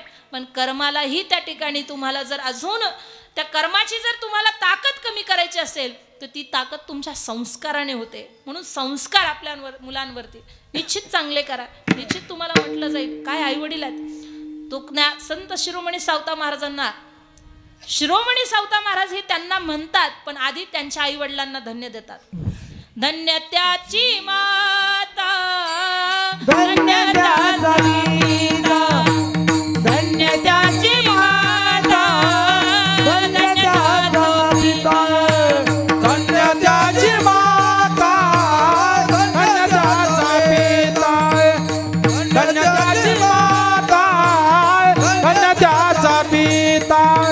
साठविला दाता त्रैलोक्याचा, साठविला दाता त्रैलोक्याचा, सावता सागर प्रेमाचे आगर, सावता सागर प्रेमाचे आगर, साठविला दाता त्रैलोक्याचा, साठविला दाता त्रैलोक्याचा, सावता सागर प्रेमाचे आगर, सावता सागर प्रेमाचे आगर. त्याला सागर म्हटलं, पण आधी धन्यताची माता, धन्यताचा पिता, साठविला दाता त्रैलोक्याचा, आणि मग सावता सागर प्रेमाचे आगर, सावता सागर प्रेमाचे आगर. जन्मला निदान सावता तो, किंवा धरिला अवतार माळिया घरी. किती गोड सांगितलंय की माणसाची व्यक्तीवरून त्याच्या आई वडिलांची परीक्षा घेतली जाते, आई वडिलांचे संस्कार ओळखले जातात. यदा कदाचित आपण तिथं कुठेतरी कमी पडलो की निश्चितच आपल्याला सुद्धा तसंच भोगावं लागतं. एखादा लहानसा मुलगा असेल, त्या लहानशा मुलग्यासमोर आपण जर आपल्या आईशी नीट बोललो नाही तर उद्या ते मूलसुद्धा मोठं झाल्यानंतर तुमच्याशी त्याच भाषेत बोलेल ज्या भाषेत तुम्ही आधी बोलत. जो जसं करेल, जो पाएगा वही पाएगा, तेरा किया तुझको बदलाएगा. सुख दुख है क्या, जैसी करनी वैसी भरणी, जैसी करनी वैसी भरणी. हे गाणं आहे, पण मात्र याच्यातलं घेण्यासारखं असं आहे की जो पेराल तेच उपभोगाल, जेच पाहायला मिळेल. एका घरामध्ये सुंदर असं कुटुंब होतं. त्या कुटुंबामध्ये एक छोटासा मुलगा, एक म्हातारी बाई आणि दोघं नवरा बायको असं एक छोटंसं भरलेलं कुटुंब होतं. माणसाच्या आयुष्यामध्ये संस्कार हे मुलं बघत असतात आणि तसं करत असतात, तसं वावरत असतात. छोटंसं कुटुंब, त्या घरामध्ये एवढे माणसं, 4-5 माणसाचं कुटुंब. त्या कुटुंबामधलं ते लेकरू बघत होतं आपली आई कशी वागते, आपला बाबा कसा वागतो, आपली आजी कशी आहे. ते मुलगा त्या ठिकाणी जेवायला मागत होतं आईकडे जेवायला मागितलं आणि त्या क्षणाला त्या म्हातारी आजीला सुद्धा भूक लागली. म्हाताऱ्या आईने सुद्धा त्या सुनेकडे जेवायला मागितलं. म्हाताऱ्या आईने सुनेकडे जेवायला मागितल्यानंतर सासूला त्या ठिकाणी सुनेने सांगितलं, हो थांबा ना, देते ना, काही दम आहे का नाही. मुलगाही जेवायला मागतोय. मुलगा सांगतो, आई मला जेवायला. बाळा थांब, देतेच तुलाही देते.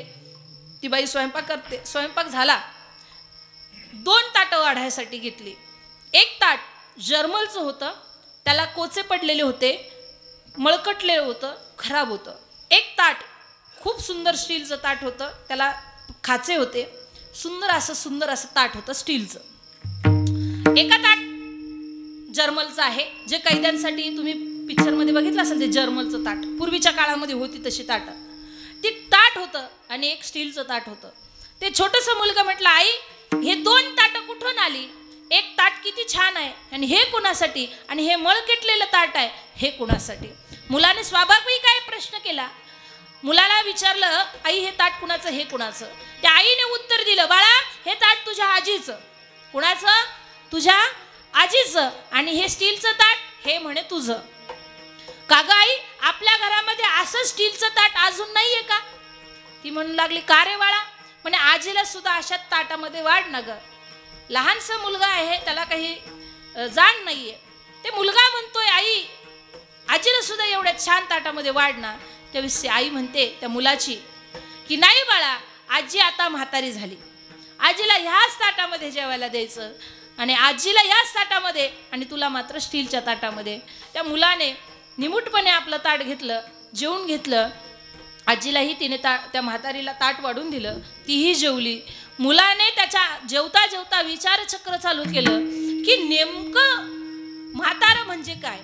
त्यावेळेस तो त्याच्या आजीजवळ गेला. म्हातारी जेवत होती, तोंडामध्ये दात नाही आहे, सुरकुतलेले डोळ्यांमध्ये थोडंसं पाणी आहे. म्हाताऱ्या माणसांच्या डोळ्याला पाणी येतं, खोकला येतो. सुरकुतलेले हात आहे, हात असे मऊसूत पडलेले आहे, कातडं हातामध्ये येतं, सुरकुतलेले डोळे आहे, डोक्यावरती पांढरे केस आहे आणि निमूटपणे ती म्हातारी आपल्याला दिलेल्या ताटामध्ये खातीये. हे सगळं दृश्य मुलाने बघितलं आणि सगळे जेवायला बसले. बाबा जेवायला आले आणि बाबाला प्रश्न केला, बाबा म्हातारं होणं म्हणजे काय? त्यावेळेस सांगितलं, ही बघ आपली आजी आहे ना, या आजीसारखं म्हातारं होणं म्हणजे. मग का हो बाबा, मी एक विचारू का? माझं तुम्ही ऐकाल आणि मला त्याचं उत्तर द्या. म्हातारं झालं म्हणजे जेवणाचं ताट बदलतं का? त्या मुलाने त्या बापाला प्रश्न पडला, नेमकं मुलाला म्हणायचं काय? मुलगा म्हणतो, बाबा ज्यावेळेस आई आणि बाबा तुम्ही दोघं जण ज्यावेळेस म्हातारे होल ना, त्यावेळी हे आजीच्या ताटात जेवते ना बाबा, त्याच ताटात मी तुम्हाला जेवायला देईल. कारण काय आहे? त्या बापाने प्रश्न केला, बाळा तू असं का बोलतोस? त्यावेळेस त्या मुलाने सांगितलं, माझ्या मम्मीने मला असं सांगितलंय की म्हातारं झालं म्हणजे त्या ताटामध्ये जेवावं लागतं. मग बाबा तुम्हीही कधीतरी म्हातारे व्हाल, आई सुद्धा कधीतरी म्हातारी होईल, मग तुम्हाला नवीन ताट कशाला आणायचं? तुम्ही सुद्धा ह्याच ताटात जेवा. मला सांगा, हे संस्कार केलेत का झालेत? झालेत. कारण मुलं ही ऑब्झर्वेशन त्यांचं खूप चांगलं असतं. जे प्रतीक बघतात ना मुलं, तेच रिॲक्ट करतात, तेच मुलं पुढच्या जनरेशनला देत असतात. नवे त्यांच्या आयुष्यात ही खुणगाट बांधली जाते की म्हातारा झालं म्हणजे खरबटलेल्या ताटामध्ये जर्मलच्या कोच्या पडलेल्या खराब झालेल्या मळकटलेल्या ताटामध्ये जेवणं म्हणजे म्हातारपण आहे. म्हातारपण दुसरं काही नाही. सुरकतलेले हात आहे, पांढरे केस आहे, तोंडामध्ये दात नाही, याला म्हणतात म्हातारपण. आणि हे अवस्था प्राप्त झाली की जर्मलच्या ताटामध्ये जेवण. हे संस्कार केले नाहीत, हे संस्कार त्याने पाहिलेत आणि तेच मिळालेत. मुलांना काही चांगलं शिकवत असताना हेही लक्षात घ्या की मुलं वाईट किती फार लवकर अट्रॅक्ट होतात आणि वाईट गोष्टीकडे मुलांकडे लक्ष द्या. मुलं वाईट किती शिकतायत हे बघा. माझा मुलगा किती चांगली गाणी म्हणतो हे आई शिकवत असते, पाठांतर घेत असते, मुलांना सांगत असते, नातेवाईकांना सांगत असते की माझा मुलगा खूप छान गाणी म्हणतो, श्लोक म्हणतो, पाठांतर करतो, शाळेत सुंदर अभ्यास करतो. पण आईने हेही बघायला पाहिजे की जो मुलगा शाळेत अभ्यास करतो तो मुलगा शाळेत शिवाय पण देतो का. हे ऑब्झर्वेशन तुम्ही जर केलं तर तुम्हाला लक्षात येईल की आपला मुलगा खराच आहे तितका हुशार आहे की खट्याळ आहे. प्रत्येक आईला आपलं बाळ हे सुंदर आणि हुशारच वाटतं. फक्त हे वाटतं या स्थितीपर्यंत ठेवू नका. मुलांना ऑब्झर्वेशन तुम्ही बघत जा, मुलांसमोर चांगलं वागा. मुलं हे तुम्हाला रिॲक्ट त्याच्या बदल्यात तेही तुमच्या समोर चांगलं वागतील. आणि आदरामध्ये आपण हेच चुकतोय. आपण आपल्या आईवडिलांशी नीट बोलत नाही आणि मुलांकडनं अपेक्षा करतो की मुलांनी आमच्याशी चांगलं बोलावं. ही अपेक्षा चुकीची आहे. जर तुम्हीच जर नीट बोलले नाही तर मुलासुद्धा नीट बोलणार नाही. मुलांना मराठी गाणी, मराठी साहित्याविषयीची माहिती, देशांविषयीची नावं ही सगळं शिकवावं लागतात. पण मुलांना शिव्या ह्या कधी शिकवाव्या लागला नाहीत. कारण वळण हे लावण्यासाठी काही कालावधी द्यावा लागतो. मात्र तेव्हा ते चांगलं वळण लागत असतं. म्हणून मुलांना वाईट किती गोष्टीचं ऑब्झर्वेशन मुलं तुमच्याकडनं करतायत ही तितकंच काळजीने पाहणं गरजेचं आहे. वाटतं आपली मुलं खूप हुशार आहेत, निश्चित हुशार असतील, पण आपल्या मुलांनी वाईट किती गुण घेतलेत हेही आपलं चांगलं कर्तव्य आहे पाहणं. आणि ज्या क्षणाला आपल्याला माहिती होईल की माझा मुलगा वाईट दिशेला जातोय त्या क्षणाला आपण त्याला प्रतिबंध करणं हे आपलं कर्तव्य आहे. मात्र आपण इथे चुकतो, आपण त्याला पाठीशी घालतो. एखाद्या वेळेस मुलगा जर दारू पिऊन आला तर बाप म्हणतो अरे तुला काय अक्कल आहे का. आई म्हणते अहो रात्र किती झाली, कशाला त्याला ओरडतायत, जाऊ द्या, झोपू द्या. एक दिवस पहिल्या दिवशी मुलगा पिऊन येतो, आई पाठीशी घालते. दुसऱ्या दिवशी सुद्धा मुलगा पिऊन येतो, आई पुन्हा पाठीशी घालते. तिसऱ्या दिवशी पुन्हा मुलगा पिऊन येतो, आई पुन्हा पाठीशी घालते. एक दिवस करता करता मुलगा आता दररोजच दारू पिऊन येऊ लागला. आता मात्र आईलाही असह्य व्हायला लागलं. दारू पिण्यासाठी वाचवण्यासाठी मार बापाचा वाचवला त्या आईने. पण एक दिवस असा आला मुलाला दारू प्यायला पैसे नव्हते म्हणून आईला मारणारा तोच मुलगा होता. म्हणून वेळीच मुलांना सावध करा, वेळीच मुलांना चांगलं वळण लावा, जेणेकरून शुद्ध बीजापोटी फळे रसाळ गोमटे. तुम्हाला जर चांगलं फळ खायचं असेल तर संस्कार चांगले करा. तुम्हाला जर सडकं फळ खायचं असेल तर सडू द्या ते फळ, त्याची काळजी करू नका. ते सडून जाईल, चांगलं होणार नाही.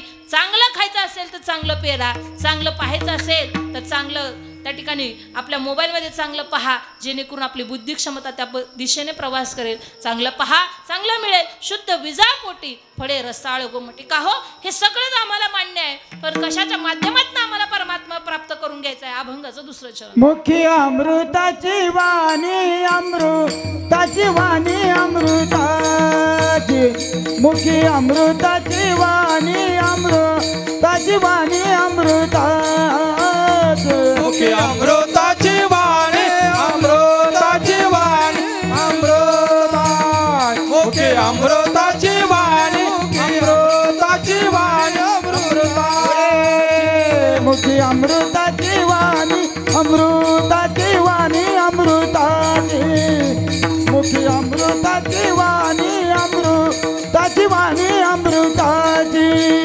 मुखी अमृताची वाणी, अमृताची वाणी, अमृताची मुखी अमृताची वाणी, अमृताची वाणी, अमृताची देह देवाचे कारणी, देवाचे कारणी देवाचे कारण, देवाचे कारण, देवाचे कारणी, देवाचे कारणी देवाचे कारण, देवाचे कारण मुखी अमृताची वाणी, अमृताची वाणी, अमृताची मुखी अमृताची वाणी, अमृताची वाणी, अमृताची मुखी अमृताची वाणी, अमृताची वाणी, अमृताची मुखी अमृता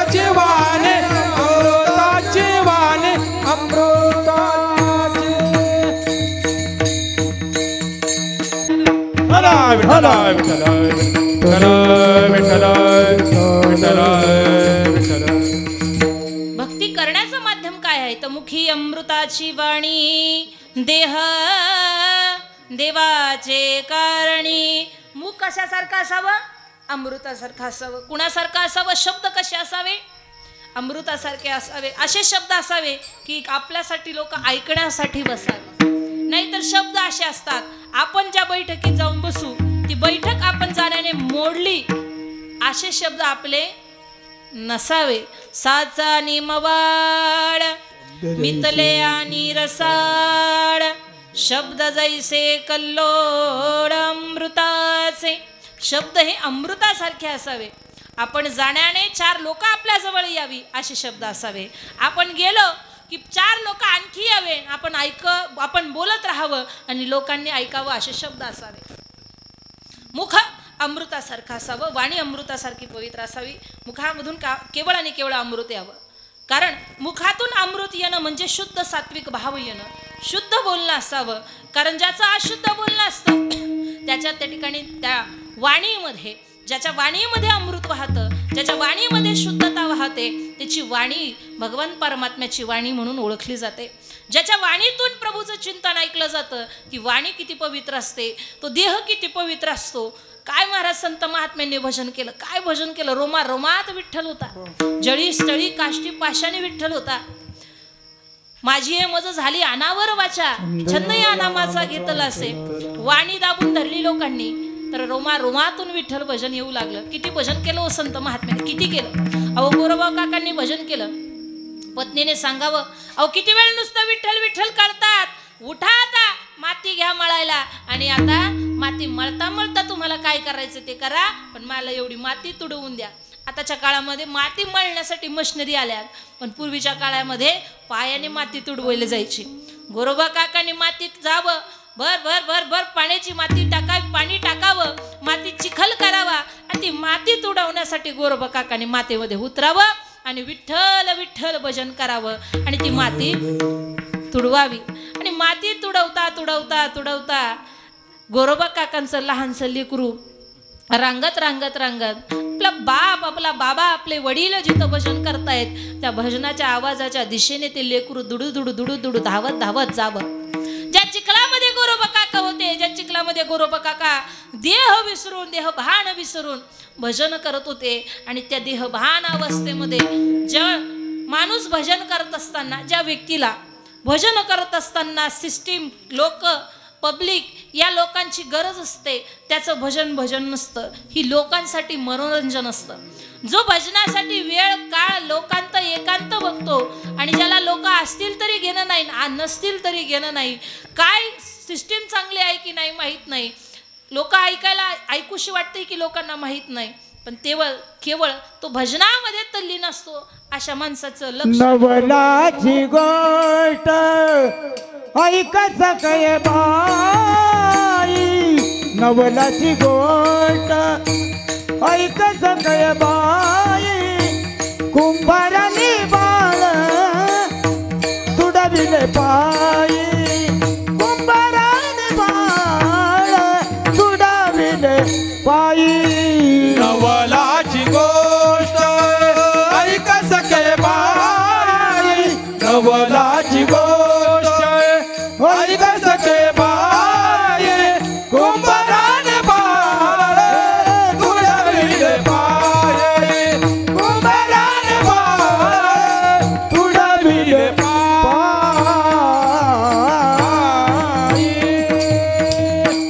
गोरोबा काकाने भजन करावं त्या भजनामध्ये त्या बाळाने यावं. गोरोबा काकांना वाटतंय माती तुडवतोय त्याच्या भजनामध्ये तल्लीन झालोय आणि त्या माती तुडवता तुडवता त्या बाळानेही चिखलात प्रवेश करावा. त्या मातीला तुडवता तुडवता गोरोबा काकांनी ते बाळही तुडवावं.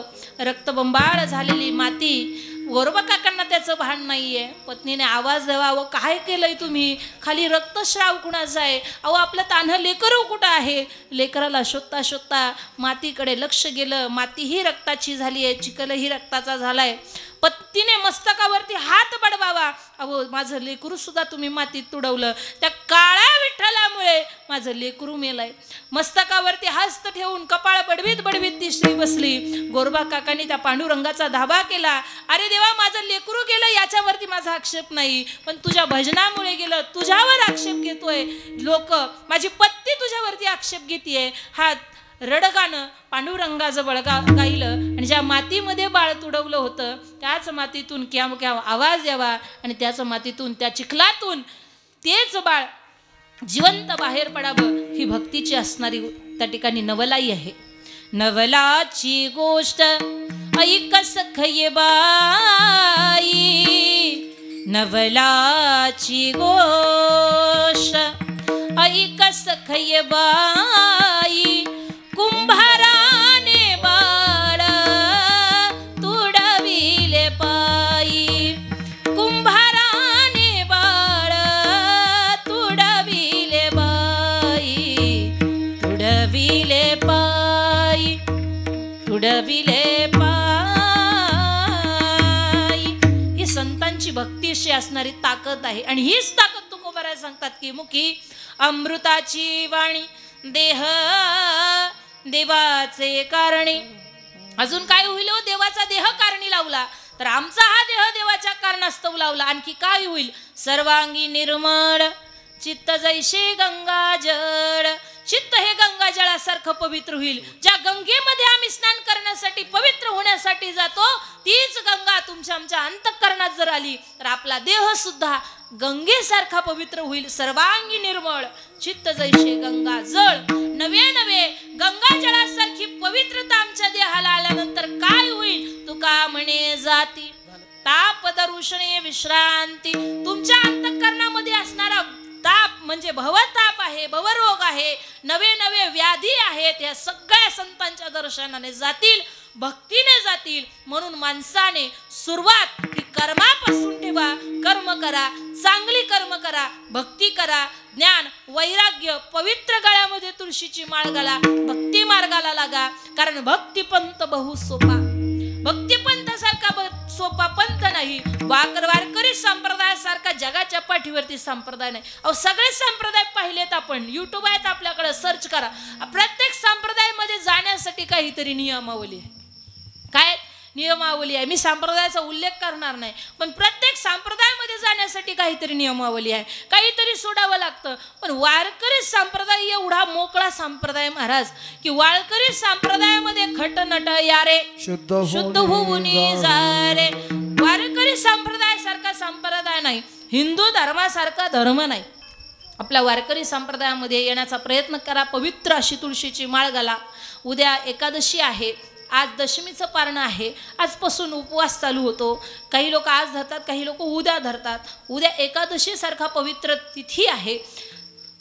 त्या ठिकाणी एकादशीच्या शुभ मुहूर्तावरती आपल्या गावामध्ये नामसप्ताह बसलाय. आपल्या गळ्यात पवित्र तुळशीची माळ नसेल तर पवित्र तुळशीची गळ्यात माळ घाला. एकादशीसारखं व्रत करा. वारकरी संप्रदायासारखा पंथ हाती घ्या आणि आपल्या खांद्यावरती असणारी भगवी पताकाचा झेंडा त्या ठिकाणी प्रत्येक घराघरामध्ये लागू द्या.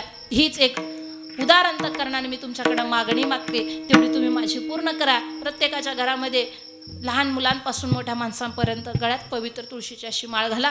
सर्वांनी वारकरी संप्रदायाची सेवा करा. आपण एक वारकरी संप्रदायाच्या दंडकाप्रमाणे गोड असं भजन घेऊ आणि सेवेला पूर्णविराम. विठोबा रखुमाई हो रखुमाई, हो रखुमाई, रखुमाई, तो रखुमाई, रखुमाई, तो रखुमाई, तो रखुमाई, रखुमाई, तो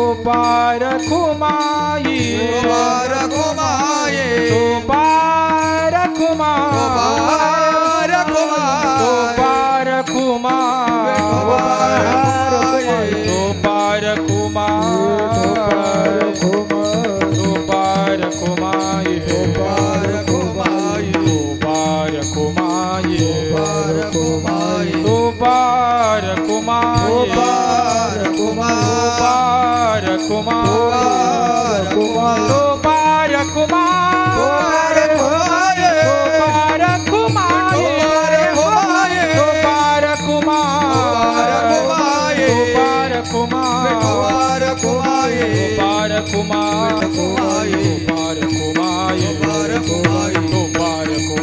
कुमार कुमारी घाला घाला लवकर. स्थित गायक मंडळी हरिभक्त पारायण माळी महाराज, त्याचप्रमाणे मला नाव माहीत नाही, नाव आहे का याच्यात? त्याचप्रमाणे हरिभक्त पारायण नाना महाराज, त्याचप्रमाणे उत्कृष्ट अशी मृदंगाची साथ करणारे हरिभक्त पारायण नामदेव महाराज, त्याचप्रमाणे पेटीचे साथ करणारे हरिभक्त पारायण कार्यकर्ते गावातले आहेत. त्यांचे त्या ठिकाणी खूप खूप नका लावू बस बस. शूटिंग ज्यांनी केलं असे हरिभक्त पारायण ज्यांचा चॅनल आहे असे बालाजी TV चॅनलचे मालक या कार्यक्रमाचं सुंदर असं शूटिंग करतायत. आपला कार्यक्रम यूट्यूब जोपर्यंत आहे तोपर्यंत यूट्यूबवर त्या ठिकाणी जिवंत असेल असे बालाजी TV चॅनलचे मालक सर्वांनी या चॅनलला लाईक करा, शेअर करा, सबस्क्राईब करा आणि आपल्याच गावाचा कार्यक्रम नव्हे तर पंचक्रोशीत जेवढी कार्यक्रम होतात त्या चॅनलचं शूटिंग, त्या कार्यक्रमाचं शूटिंग दादा करत असतात. म्हणून दादाच्या चॅनलला सबस्क्राईब करा जेणेकरून आपल्याला नवनवीन छान अशी कीर्तनं पाहायला भेटतील. त्याचप्रमाणे ज्यांच्यामुळे खऱ्या अर्थाने योगाला असे हरिभक्त पारायण आबा गाडे यांचंही त्या ठिकाणी खूप खूप असे आभार. त्यांच्यामुळे तुमच्यासारख्या साधू संतांचं दर्शन झालं, या गावात येण्याचा योग आला. त्याचप्रमाणे चोपदारताई, विनेकरीताई त्यांचेही त्या ठिकाणी मी खूप आभार मानते. कुणाचे आभार राहिले असेल तर त्यांचे आभार आबा मानून देतील. असो झालेली सेवा माऊली महाविष्णू ज्ञानोबरायांच्या चरणी अर्पण.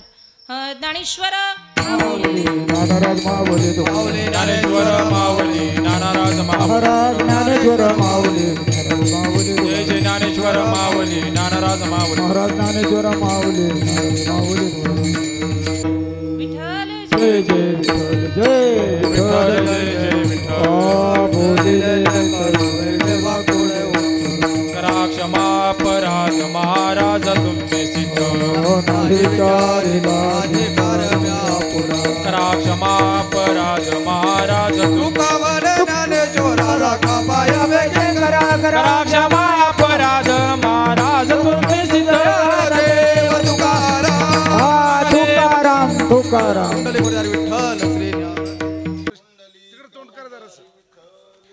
असे हरिभक्त पारायण कादरभाई हेही कार्यक्रमासाठी उपस्थित आहे.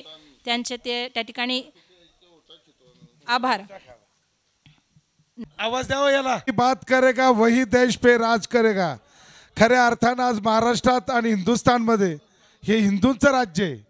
असं असताना कालचा जो प्रकार घडला पलगामध्ये तो अत्यंत निंदनीय आहे. मी या माझ्या वासाडी गावच्या वतीने, या नाशिक जिल्ह्याच्या वतीनं आणि महाराष्ट्र राज्याच्या वतीनं जाहीरपणे निषेध करतो. कारण अरे आमचंच खातात, आमचंच पाणी पितात, आमच्याच देशात राहतात आणि आमच्यावरतीच गोळीबार करतात. ह्या पाकड्यांना मुसलमानांनो, परंतु ह्या देशात राहतात, ह्या देशाची चाकरी करतात म्हणून स्वाभिमान आमच्या संतांची ते पूजा करतात. फक्त अशाच लोकांचा सन्मान ह्या देशामध्ये होईल जे आमच्या प्रयत्न करतात. त्यांना या हिंदुस्थानमध्ये राहण्याचा मूळमात्र अधिकार नाही. जाहीर निषेध करतो. आणि जे शहीद झाले त्यांना थोड्याच वेळात कार्यक्रम संपल्यानंतर या ठिकाणी श्रद्धांजली वाहिली जाईल, याची आपण सर्वांनी नोंद घ्यायची आहे. हरिनाम सप्ताह वर्ष 15वे. कारण मोदी सरकारनं सुद्धा नियम काढलाय गाड्याच्या बाबतीत का 15 वर्षाच्या गाड्या झाल्यानंतर बदलायलाच पाहिजे, त्याच्याशिवाय पर्याय नाही. तर असो, आता ताई इतक्या सुंदर 2 गवळणी म्हणणार होत्या, पण काय ते काय मला तरी वाटत नाही बा.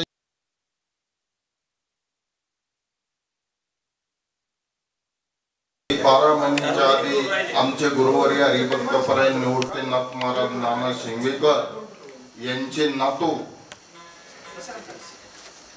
ते या वर्षी शहीद झालेले आहे किंवा त्यांचा अपघाती मृत्यू झालेला आहे.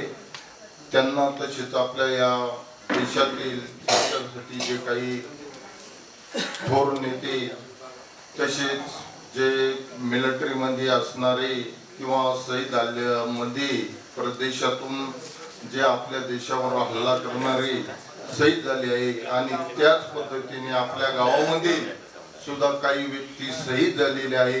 आपल्या वारकरी संप्रदायातील काही लोक शहीद झालेले आहेत. तर त्यांना आपण सर्वांनी जागेवर उभं राहून मारुतीराया झाला त्यावेळेला आपण सर्वांनी बघितलं होतं काय परिस्थिती होती. तर अशा वेळेला स्वर्गीयवासी आमचे सुधाकर भाऊ मला भेटले आणि पाटील या नात्याने माझी चर्चा मारली. त्यानंतर त्यांनी मला थंड पाजलं आणि गावचा थोडासा विचारला. तर म्हणून मला काही द्यायची इच्छा आहे. तुम्ही भाऊला एका शब्दात सांगितलं, भाऊ तुम्हाला द्यायचं असेल तर मारुती रायाच्या सभा मंडपाला आणि मारुतीला कलर द्यावा. खऱ्या अर्थानं दुसऱ्या दिवशी गावची मी मिटिंग घेतली आणि भाऊनी लगेच टीम पाठवली आणि ताबडतोब संपूर्ण कलर केला. आता जो कलर आहे आता हल्ली हा सूरजनं आणि आमच्या आंडोरीने दिलेला आहे. नानासाहेब भालेराव यांचे बंधू, आमचे बंधू म्हणजे सुधाकर भाऊ भालेराव खऱ्या अर्थानं परमात्मिक होते. मोगरवाडीचं मारुतीचं मंदिर जरी म्हटलं तर आपण स्वतः पाहिलं, त्याला सुद्धा कलर त्यांनी दिलेला आहे. तुम्ही या ठिकाणी सुधाकर भाऊंना, आपले गावचे ते सुपुत्र होते आणि ते जे शहीद झाले बलगामला, त्यांना श्रद्धांजली वाहण्यासाठी 2 मिनिटं आपण सर्वांनी स्तब्ध व्हायचे. विश्वात्मके देवी येणे वाद यज्ञ तोसावी, तोसोनी मत द्यावी तसाय दानई. जय खळांची व्यंकटी सांडो तया सत्कर्मी रती वाढो. भूता परस्परे पडो मैत्र जीवांचे दुरितांचे तिमिर जावो. विश्व स्वधर्म सूर्य पाहू जो देवांची लतो ते लावो. प्राणी जात वर्षत सकळ मंगळी ईश्वर निष्ठांची मांदियाळी. अनावरत भूमंडळी भेटतया भूता चला कल्पतरूचे आरव. चेतना चिंतामणीचे गाव भोलते जे रणो पियुषांचे. चंद्रमे अलांचन मार्तंड जे तापीन ते सर्वाई सदा सज्जन. सोयरे होतू किंबहुना सर्व सुखी पूर्ण होऊन तिनी लोकी. भजिजो आदिपुरुखी अखंडित आणि ग्रंथोपजीवे विशेष लोकीये. द्रष्टा द्रष्ट विजय व्हावे एक मनी श्री विश्वेश्वराव. हा होईल दान पसावो. येणे वरे ज्ञान देव सुखिया झाला. येणे वरे ज्ञान देव सुखिया झाला. येणे वरे ज्ञान देव सुखिया झाला. हरिओम शांती शांती शांती.